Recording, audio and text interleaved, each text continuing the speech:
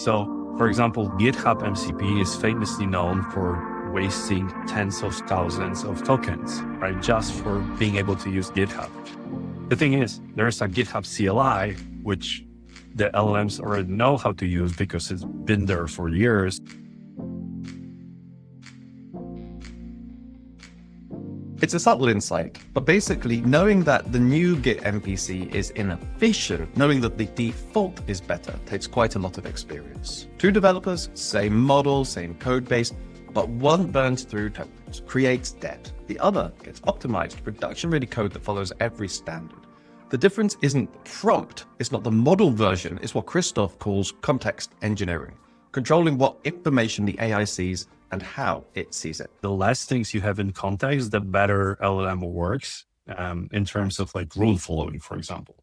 So if I'm loading a lot of the things into the context and my rules are only like, let's say 2000 tokens, and there's 100,000 tokens of something else, it's easy for LLM not to realize it should be following those rules still. It used to be prompt engineering, and now it's like the context window engineering. I think that's like one of the biggest things.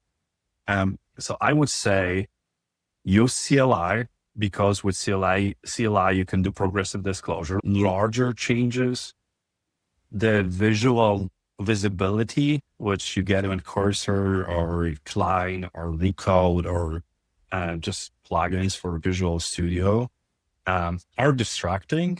Like when I'm doing it, like I do that when I'm doing smaller changes, but when I try to do larger changes and I see everything changing, it's just distracting. It doesn't actually bring me value because I need to wait for the final result, because oftentimes it will self-correct. So it does something and I read it and then it actually edits it. So it doesn't make sense for me to waste my mental effort to read something that's not ready to go, right? So how do you give AI structure without wasting precious context? Krzysztof recommends working with a rules index, a simple summary file that describes all of your coding rules and tells the AI when to load each one. Testing rules only load when writing tests.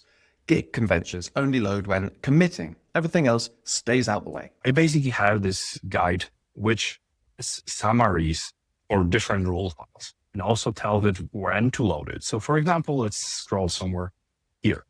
So I have a testing MD file, which only loads if you're writing any tests, you're setting up test suites or working with snapshots, which is like image tests. I have the same for like Git conventions. So if I tell it that it's going to be creating Git commits, then it's going to go and read this and be like, okay, like I should use those prefixes. I should indicate breaking changes and all those things, right? A lot of the times I would get hired as a consultant to audit projects, the workflows.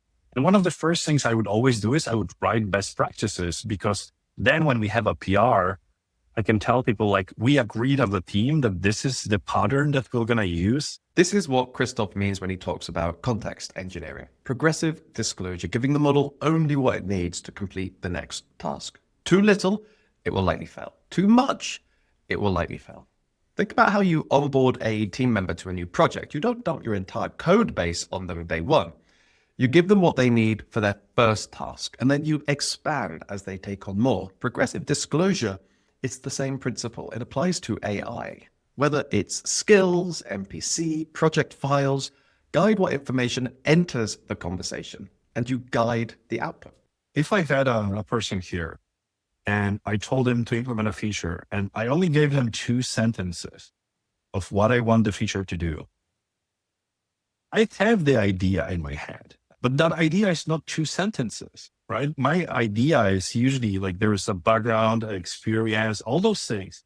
That person doesn't have that. With skills, you have like a top level definition that LLM knows about. It's always scans all the skills that you have installed. And that just describes, so like with this, you can create spreadsheets, for example, right? So it gives you the top level, high level thing. It doesn't go into details how to create spreadsheets. It just informs the LLM it can. So skills is basically like a markdown definition for a lot of the things, a lot of the details.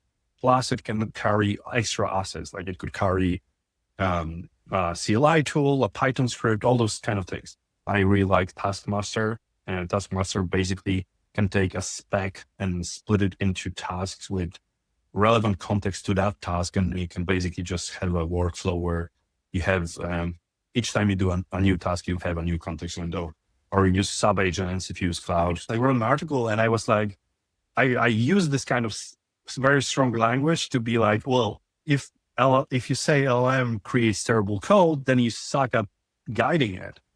Like, it's going to do what you tell it to do. And if you don't give it any hints, if you don't tell it what you actually care about, how the hell is it supposed to know? Context engineering isn't complicated. Summarize your rules, load them progressively, reset between tasks. The issue is that there are few established conventions here. With the space developing so quickly, it's hard for anything to stick. And while systems and frameworks emerge, counterintuitively, it's again the experienced developer that makes the biggest difference.